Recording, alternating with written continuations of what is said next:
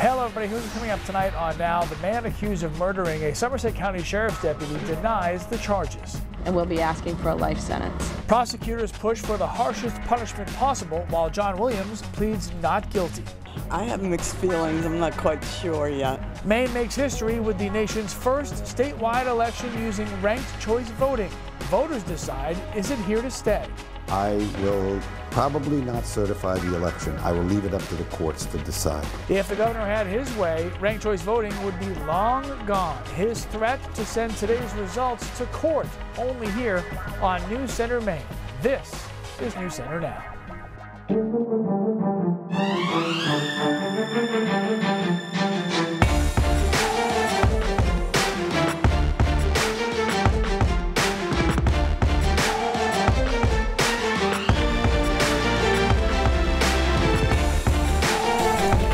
The man accused of killing Somerset County Sheriff's Deputy Corporal Eugene Cole stands before a judge, declares he is not guilty. Hello everybody, I'm Lee Goldberg. And I'm Christina Rex. We'll have details from John Williams' arraignment in just a moment. But first, a 7th grader from Lewiston Middle School died this afternoon during a class field trip to Rang Pond in Poland.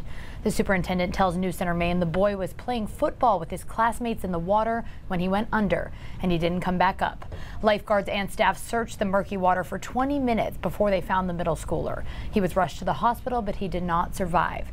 The superintendent says students and faculty are shocked and saddened.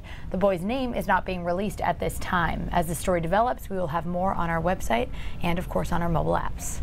John Williams appeared in a Cumberland County courtroom this afternoon after a grand jury indicted him last Thursday for the murder of Corporal Eugene Cole. Until now, we do not know the type of weapon used in Corporal Cole's killing, but the indictment reveals it was a Ruger 9mm handgun. The Somerset County Sheriff's Chief Deputy says that the gun did not belong to Corporal Cole or any other deputy. But he did not say who that gun actually belongs to. While the attorneys could not comment on the details of this case, the prosecution believes they have a strong case. John Williams looks much different now than the day police arrested him in the woods. His black eye healed, his beard shaven. Years to life in prison. How do you wish to plead? Not guilty, Your Honor. He entered a not guilty plea to the charge of murder of Somerset County Sheriff's Deputy Eugene Cole. In less than 3 minutes, the arraignment is over. Williams' family and friends wait for him outside. They shout, "Love you," to Williams as he's put in the police cruiser, headed back to jail where he'll be held without bail. Attorneys for Williams say information in the case is limited. I understand there's a process. This is a big investigation, so there's a lot of information that they're still gathering. Multiple searches from many leads. Despite weeks of media attention, including a 4-day manhunt and the healing of the community, the state believes finding an unbiased jury is still possible. While people will have heard of the shooting, they won't. That doesn't necessarily mean they can't be fair and impartial. We wait reading. The defense hopes information from discovery and the results of Williams' mental health evaluation will help them build their case. I've handled homicides. I have not handled. This hasn't obviously. These types of crimes don't happen in Maine, fortunately, very often. Meanwhile, the state, seeking justice, believes it can prove Williams is the killer. I'm very confident in the state's case. I believe we will prove it beyond a reasonable doubt, and we'll be asking for a life sentence. Now, after the arraignment, NECN's Danielle Waugh spoke with Williams' mother, and she said that drugs played a big role in what happened that night, and that now John is sober.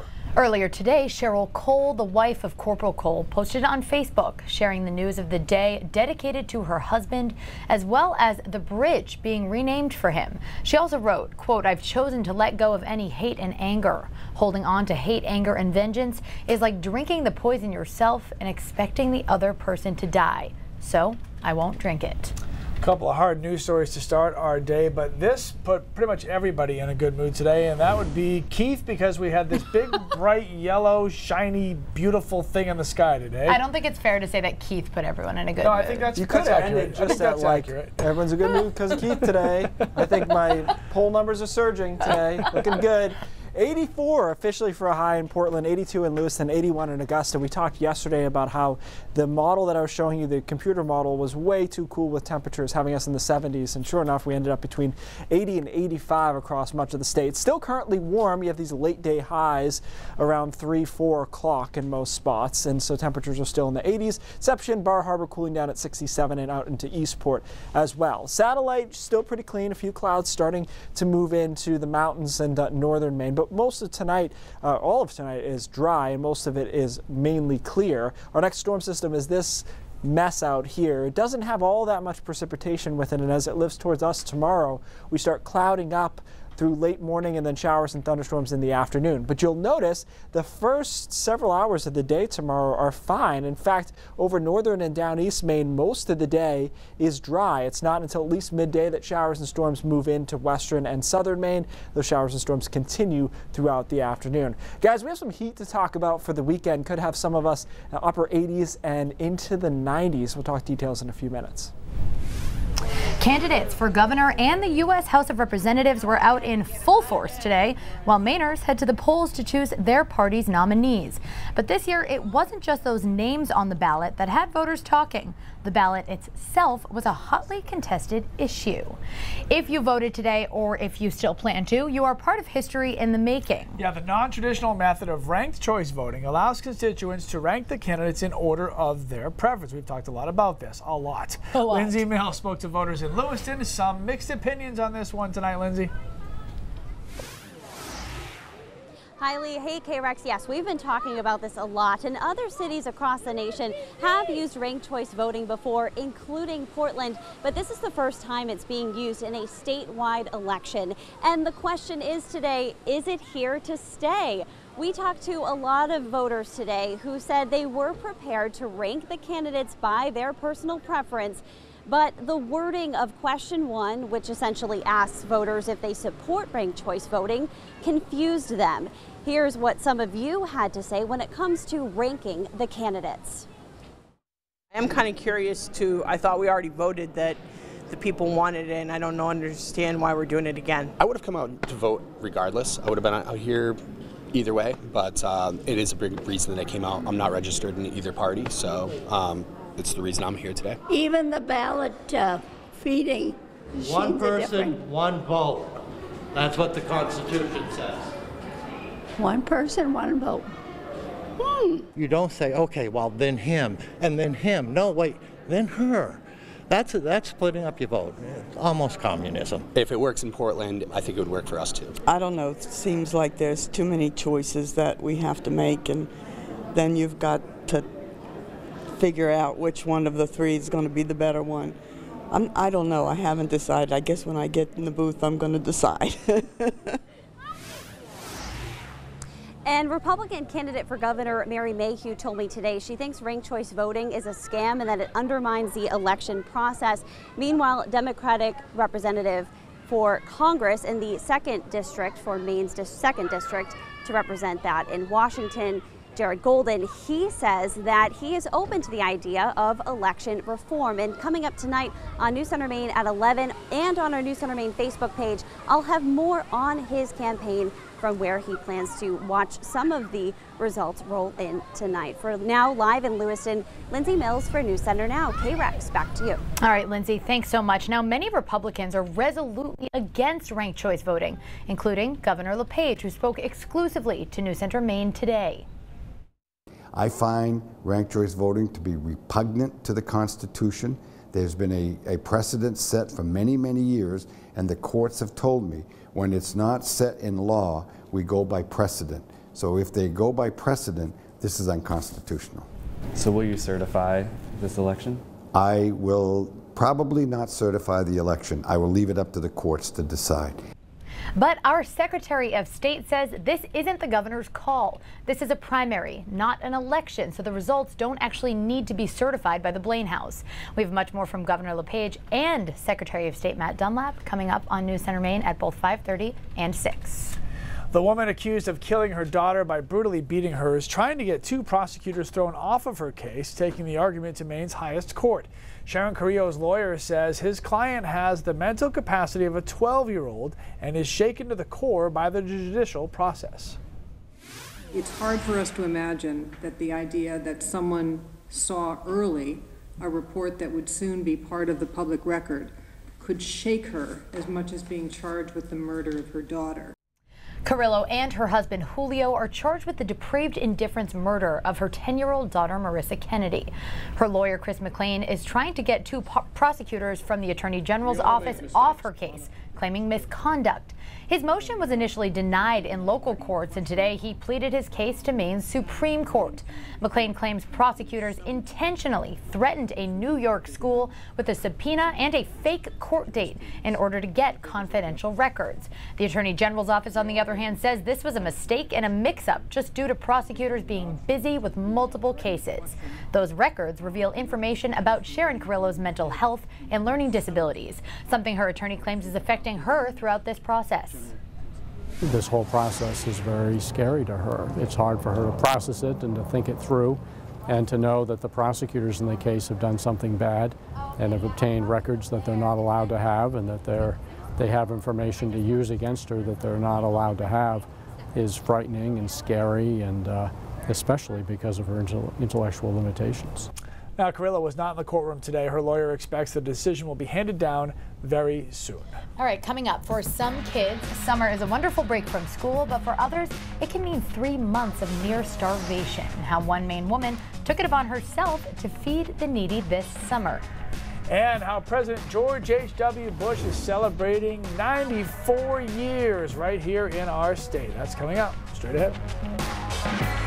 94 years, very young. Former president and part-time Maine resident George H.W. Bush celebrating a big birthday this year. His family sent messages of love and congratulations today on Twitter and Facebook, and many of you wishing 41 a very happy birthday as well. The former president is celebrating at home in Walker's Point in Kennebunkport. He's with his family, which is his idea of perfection, according to a family spokesperson. Bush 41 came home to Maine earlier this summer season, and locals lined the streets to welcome him back. Neil Bush, H.W. and Mrs. Bush's 3rd son, wrote an op-ed today asking Americans to volunteer and serve their communities to celebrate his father's birthday. And the Central Intelligence Agency also took some time to honor the 41st president. All the people here in one way or another, I think point out the fact that we must work for peace, for decency, and respect for the rule of law. So this is not a time to claim victory and turn our backs on the intelligence needs of the future. To mark the former president's birthday, the Central Intelligence Agency took us back in time, releasing never-before-seen videos of H.W.'s time as CIA director and his final visit to Langley as president. In his final months in the White House, President Bush spoke to members of the CIA and awarded the National Security Medal to Bob Gates. So cool to see him celebrating 94 years. That's awesome. Fun fact, we went to the same high school. You and HW? Yep. Nice. Not at the same time. Different times, yeah. Believe it or not. And I have to say this, and I hope he doesn't get mad. I hope he's not watching the news on his birthday. When I see that speech from, I think that was, what, 1983, I think he said, it just reminds me of Dana Carvey doing his George Bush impression. Oh, because I really hope he's not so watching. Well, but he did it really well. The voice was great. Okay. Happy birthday. Happy birthday. Okay. A cause for kids. I think this could get big. I think this could go and help a lot of people, and I can't wait to start helping. How one woman from a small town is hoping to make some big changes in children's lives. That story is coming up. And Keith Carson is mapping out the week's forecast, and he may give us a peek at his very first Father's Day weekend. Stick around. Big day coming up. All right, well, most people look forward to summer. It can actually be a really hard time for people who struggle with food insecurity, especially kids. Yeah, kids do get the chance to have breakfast or lunch while they're in school, and even though there are some summer programs that are available for kids in need, there are still some gaps. One Maine woman is hoping to do her part to fill those gaps. If you're a child in the town of Jay and you're hungry, there's a place just for you. 7 Maple Street. It's where Stacy Greenleaf lives, and she's not afraid of telling people where she lives. In fact, just the opposite. Like I want so many people to come that I have to go rush in and make more. What Stacy wants to make more of is bags of food. To be specific, a sandwich on whole grain bread, crackers with peanut butter, a fruit, a vegetable, a healthy snack, and a drink of 100% juice. She was inspired by what she heard in an Introduction to Human Services class at UMaine Augusta, that 1 in every 5 kids in Maine is food insecure. That's probably the number that sticks in my head the most, the 1 in 5. That's just, in my opinion, that is just awful. Stacy's idea is to fill a cooler full of bag lunches between 3 p.m. and 7 p.m. to fill the void between lunch and breakfast the following day. She posted the plan on Facebook on Sunday. Reaction has been overwhelming. I had one girl message me her story, how she was that child that went to bed hungry, and it's amazing. The outpouring is just blowing my mind. As well as countless messages, Stacy has received offers from people wanting to donate more coolers, some food, lunch bags, and maybe even a refrigerator. I believe good things will come. The outpouring of support, the people that have reached out to me, I think this could get big. I think this could go and help a lot of people, and I can't wait to start helping. Okay. At last check, Stacy's original post had been shared almost 750 times. She is very much looking forward to seeing brown bag after brown bag getting taken away from her porch. Now, before we get to Keith, we have a couple of stories we want to talk about. This one is coming in from the Ellsworth area, where there's a broken pole on Mariaville Road in Ellsworth. Over 2,300 customers without power right now, says Amera, so they're working on that, and we'll keep you updated as that situation develops. And one other thing regarding Election Day, Secretary of State Matt Dunlap actually just confirmed to us that a number of polling locations are running out of ballots right now. That's due to an unexpectedly high voter turnout, so I guess a good thing in one direction, and we're actually going to be speaking with him live on News Center Maine at 5:30. All right, so now we can speak to Keith. All right, you guys done? And that's a wrap. Okay. Okay, thank you, Keith. You're the best news of the day. The weather was great. Yeah, that's sad when that happens, isn't it? It was really nice today. Warmer. I like this over yesterday. I don't know if Mainers... I like today too over yesterday. Just a little... Let's heat it up a little bit. Yeah, let's go. Come we on. got it. We got that Crank it going for you, Lee. I know you like the heat. Next couple of days and into the weekend. 84 officially in Portland. The only places that weren't that warm, Bar Harbor and Rockland in the 60s and 70s for highs. Dew points starting to creep up a little bit. Nothing huge, but overnight and certainly into the day tomorrow, you'll notice that these dew points start really getting into the 60s to around 70, which is in that oppressive range. Visible satellite, again, pretty clean. We do have some high thin clouds over northern Maine, a couple of cumulus clouds down across parts of New Hampshire, but the rest of today is fine. Tonight is largely clear as well until we start to roll some clouds in tomorrow. But this system here that is our next storm system is relatively disorganized in nature. So even as it comes through tomorrow afternoon, it doesn't have all that much moisture or all that much lift to work with. So showers and storms will be there, but it won't be a washout. So hour by hour forecast showing you tonight is clear and relatively mild. Temperatures staying in the 60s and eventually 50s in the mountains. Now tomorrow through around noon we're dry. It's not until the afternoon showers start moving in, and even still, if you're in Aroostook County and parts of down East Maine, your first showers of the day may not get there till 6 or 7 o'clock, late afternoon, early evening. And then some of these will be thunderstorms rolling through on Wednesday night and into early Thursday morning. And then Thursday itself is interesting. I think the shower activity will be heaviest across the mountains on Thursday with some sun along the coastline, a couple of pop-up thunderstorms Thursday afternoon, and then we roll out and start clearing out in time for Friday. The story after that is going to be the humidity and the warmth, because the warmth is going to be very substantial over the weekend and into next week. So this is where all the warm anomalies are on the map, and you can see it creeping, kind of surging itself in. Look at this wave on Friday, and it kind of crashes down on us Saturday, Sunday, and Monday. All of those days will be mild. Father's Day looks hot, temperatures in the mid and upper 80s. The warmest day, and it's pretty far away, so we'll see what happens, is Monday. Some of the computer models over southern Maine on Monday have us in the upper 90s with dew points around 70, which is offensive. So we'll see how that goes on Monday. Even I like the warmth. If that actually verifies, which you still get 6 days out, if those numbers verify, our heat index is 105. So there'll be plenty of heat to be had over the weekend and perhaps lasting into next week too. All right. Wow. Have the kids get me fans on Father's Day. That'll be good. Be ready to go. looser clothing is like better for venting a must too, isn't for it? you. I think that's how that in goes. General. No. Don't be crazy. Yeah, I was gonna say, you know who you're talking to, right? Okay, you're gonna love this story. Okay. So this is a dairy cow who's in all kinds of trouble, legal trouble, because she thought the grass was greener on the other side of the country. Or of the border. The border. Amazing. Different Penka the cow was grazing along the border between Bulgaria and Serbia when the farmers lost track of her. 2 weeks later, Serbian authorities turned her over to Bulgaria, where she was quarantined and charged for crossing the border without papers. She was scheduled to actually be put down. But Penka's case caught the eye of influential people such as Paul McCartney. A petition for her release took off. Even the European Union put in a good word for her. Thanks to the international outcry, Bulgaria has agreed to spare Penka's life. See? Amazing. Wow, it's amazing. Okay, so that was some happy news finally. There is a lot going on today, including coming up on News Center Maine at 5:30. Cindy Williams joins us now with a preview. Hi, guys. Secretary of State Matt Dunlap says that the governor's threat not to certify the votes from this election because he doesn't like ranked choice voting is an empty threat. We're going to speak live on News Center at 5:30 with Secretary Dunlap about how this process works, and really the governor doesn't have anything to do with it. Also ahead, a holdup at an Orono bank, the hunt for a bank robber in northern Maine, and police say this may not be the first time this particular robber has struck. That and more ahead at 5:30. Back to you. All right, Cindy, thanks so much. Now we'll be right back. Okay, let's get going.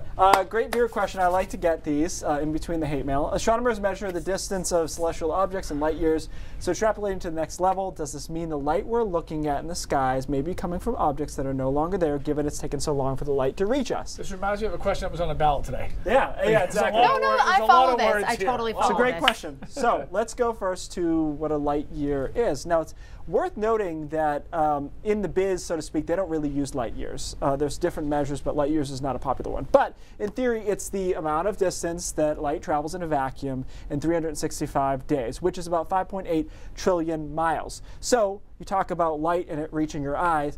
From the sun to the earth is about 8.5 minutes. It's how long it takes to get there. The most luminous stars, though, are 1,500 to 2,500 light years away. So it would make sense that a star could be dead and you could see it.